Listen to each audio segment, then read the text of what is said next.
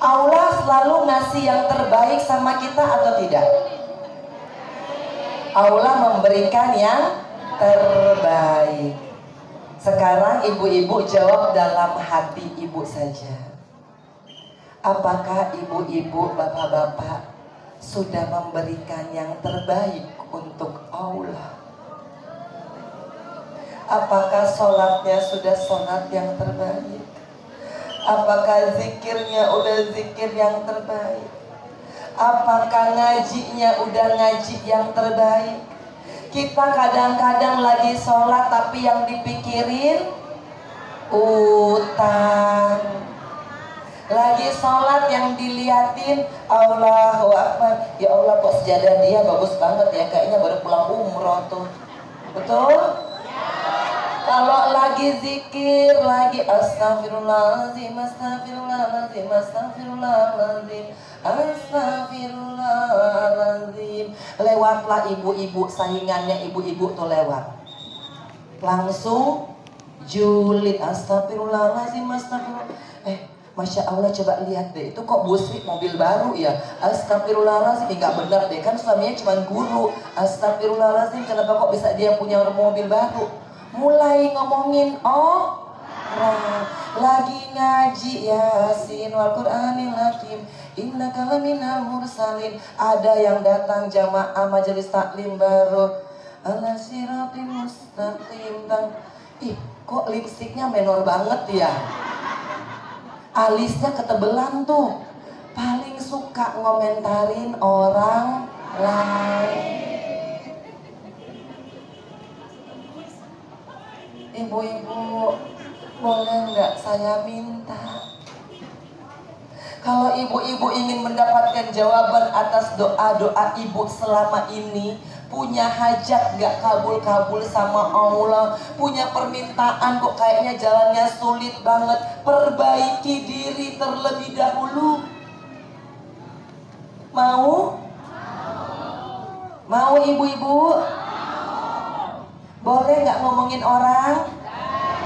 Boleh. Boleh. Boleh nggak julid?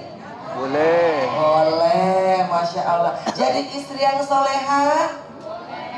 Boleh. Seragam majelis taklimnya banyak banget ibu-ibu ya, alhamdulillah ya. Ada berapa majelis taklim yang diikutin? 9? 3? 4? 5 lah ya biasanya ya. Senin beda, Selasa beda, Rabu beda, Kamis beda, Jumat beda gitu ya. Insya Allah ya. Karena ke majelis taklim bisa mendapatkan ilmu. Mudah-mudahan ilmu yang ibu dapat. Khawatirnya ibu-ibu masuk majelis taklim pulangnya bukan bawa ilmu tapi bawa dosa. Karena datang ke majelis taklim bukannya tambah ilmu tapi ngurusin alisnya orang lain. Betul? Biarin aja ibu-ibu, sekarang memang alisnya lagi model batu bata. Kalau dia mau modelnya Sinchan, mau modelnya bulan sabit, bulan purnama, biarin aja. Seneng-seneng hati dia aja. Karena ibu-ibu komentarin alisnya, adanya ibu-ibu pulang bawa dosa, bukan bawa ilmu. Alhamdulillah kata suaminya, Masya Allah istriku soleha. Majelis taklim pergi setiap hari, seragamnya beda-beda. Dari Senin, Selasa, Rabu, Kamis, Jumat warnanya berubah-berubah. Tapi kenapa kelakuannya nggak berubah-berubah? Yang ketawa itu ngetawain siapa? Ngetawain diri sendiri, katanya nggak apa-apa. Alhamdulillah. Hari ini saya mau kasih kunci agar ibu-ibu merasa yakin Al-Quran bisa menjawab semua persoalan hidup. Wa nazalna alaikal kitaba tibyana likulli syai'i wa huda wa rahmatan wa busra. An-Nahl ayat 89. Al-Quran itu diturunkan untuk memberikan petunjuk, rahmat dan kabar gembira. Siapa tahu kabar gembiranya adalah lunas utang-utangnya. Siapa tahu kabar gembiranya hajat yang didoakan tahunan dikabul oleh Allah Subhanahu wa Ta'ala. Siapa tahu kabar gembiranya umroh haji yang dinanti-nantikan Allah penuhi tahun ini. Kita nggak pernah tahu, tapi yakin dulu bahwa Al-Quran itu adalah kabar gembira. Makanya baca itu Al-Quran. Pahami artinya. Al-Quran itu mudah. Yang bilang susah mungkin belum baca Al-Qurannya. Walaqad yassarnal Qur'ana lidzikri fahal min muddakir. Allah menjadikan Al-Quran itu mudah untuk kita pelajari. Masalahnya ada malas di situ. Kalau udah malas, ayo doa. Allahumma inni a'udzubika minal hammi wal hasan wal ajzi wal kasal wal jubni wal. Ini kok yang jawab malah adik-adik di sini semua, ibu-ibu. Assalamualaikum. Tahu doanya? Oke, sama-sama ya. Bismillahirrahmanirrahim. Allahumma inni a'udzubika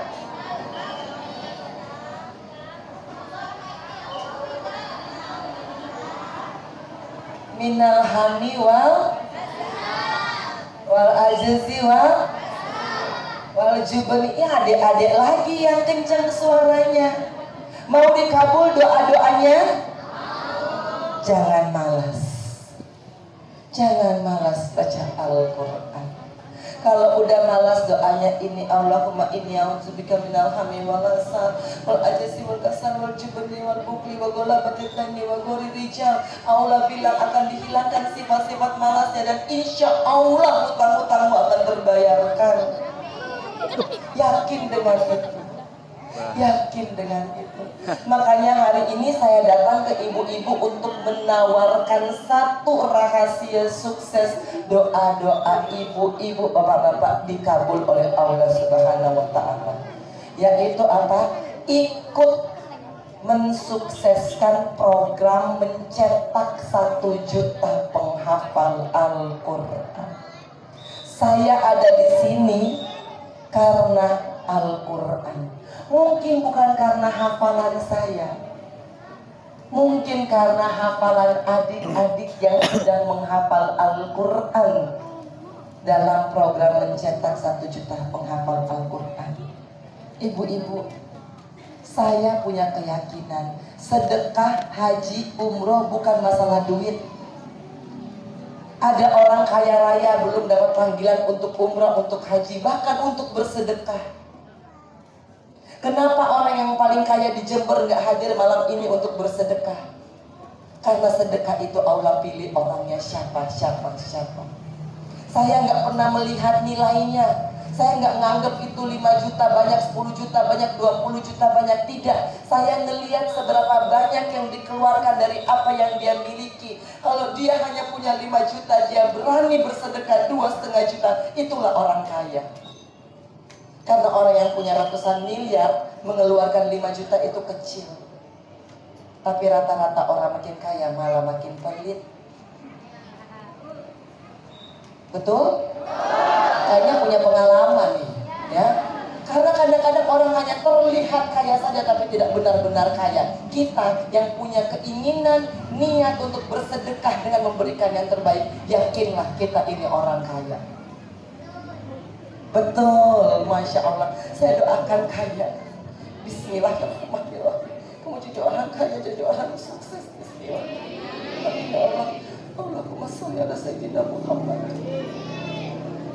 Jangan pernah khawatir dengan tabunganmu yang sedikit kalian anggap di dalam bank. Enggak. Kalau Allah mau kasih bermiliar-miliar, ratusan miliar, gampang bagi Allah. Allah kasih 1, 2, 5, 10, 12 rumah, gampang bagi Allah. Allah cuma pengen tahu apakah engkau siap untuk menerima harta itu. Karena saya ketika dikasih harta banyak, tidak siap. Malah apa? Malah goyang kemana-mana. Amburadul hidupnya. Makanya kalau hari ini ibu-ibu ada di sini, Allah panggil untuk ayo ikut mensukseskan program mencetak 1 juta penghafal Al-Quran. Saya nggak main-main ibu-ibu. Ibu-ibu lagi fitnah orang, ibu-ibu lagi julitin orang, lagi ngepel, lagi nyapu, lagi melayani suami, lagi ke pasar dagang. Ibu-ibu gak sempat baca Al-Quran. Siapa yang membacanya? Para penghafal Al-Quran ini. Karena apa? Saya ingin ajak ibu-ibu, saya ini dulu penerima donasi. Ketika di lapas, saya ikut mendapatkan Al-Quran yang diberikan oleh saya nggak tahu fulan siapa. Tiba-tiba hari ini, akhirnya saya bisa hafal Al-Quran. Dan saya pakai Al-Quran itu setiap hari. Ibu-ibu kebayang nggak amal jariah yang diterima oleh si fulan ini?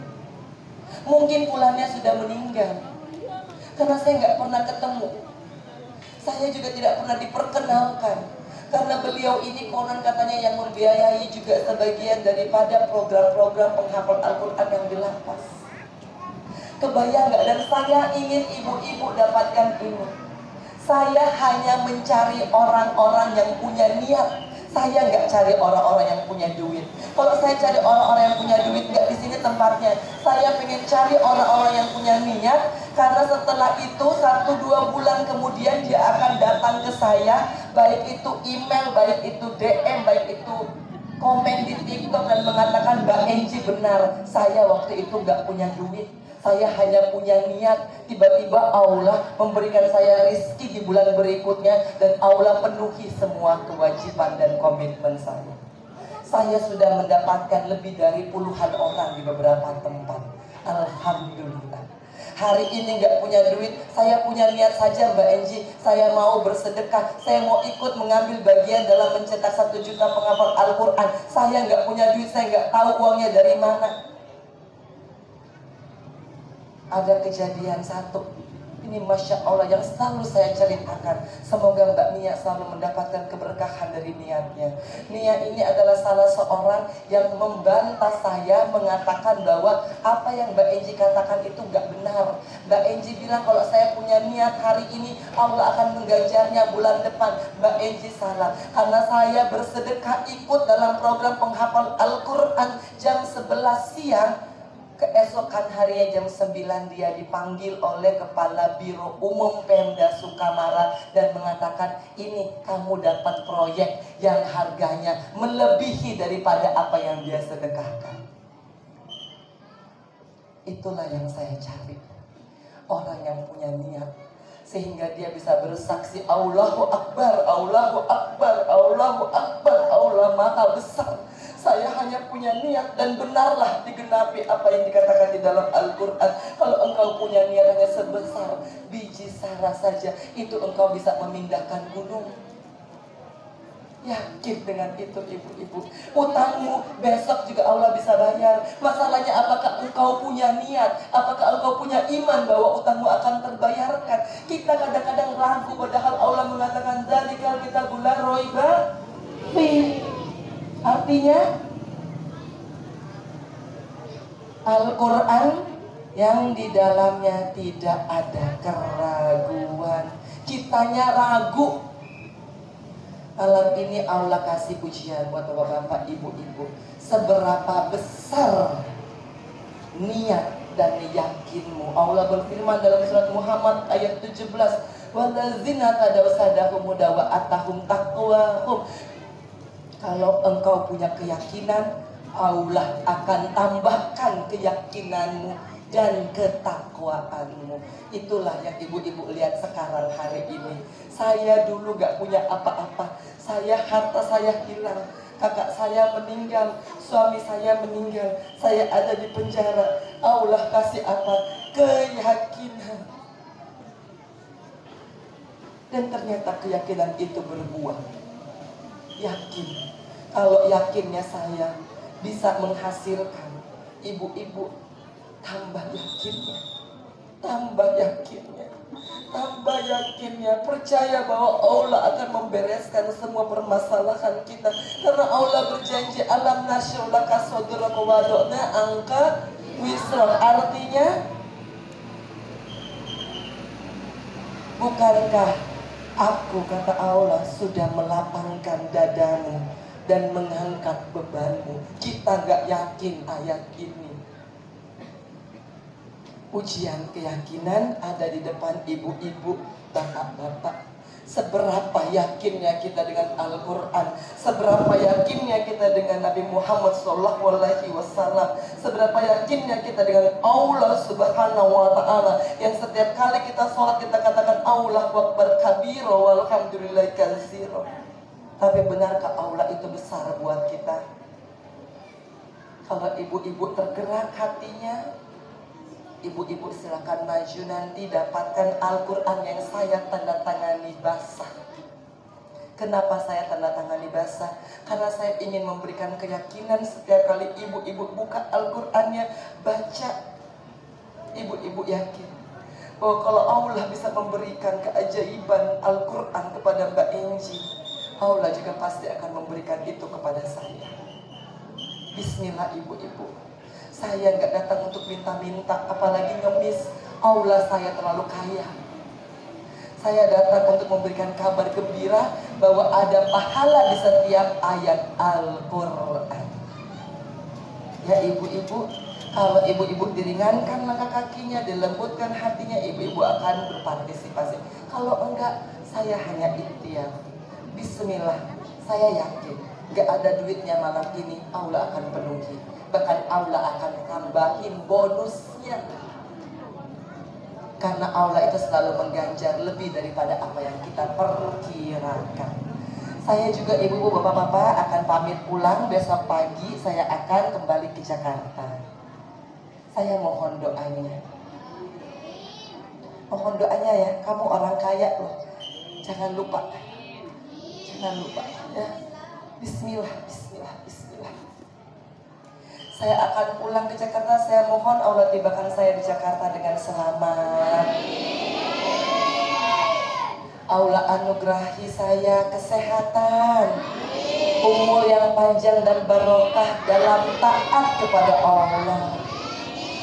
Mama saya sehat, Kiano sehat, supaya saya bisa tinggal-tinggal untuk terus menyiarkan bagaimana dahsyatnya Al-Quran. Buat ibu-ibu yang ada di sini, sebagaimana Allah telah meringankan langkah kaki ibu-ibu, bapak-bapak ke tempat ini, saya berdoa semoga Allah meringankan beban hidupnya. Allah lunasi semua hutang-hutangnya. Allah tambahkan keberkahan dalam hidupnya. Salam buat keluarga. Mudah-mudahan saya dapat kabar gembira karena niat nawa itu dari ibu-ibu, bapak-bapak. Mudah-mudahan minggu depan, mudah-mudahan bulan depan, 2 bulan depan, 3 bulan depan, ibu-ibu akan datang. Mbak Enji benar, Al-Quran itu jangan main-main dengannya. Hanya niat Allah kasih, penuhi semua kebutuhan plus bonus-bonusnya. Wassalamualaikum warahmatullahi wabarakatuh.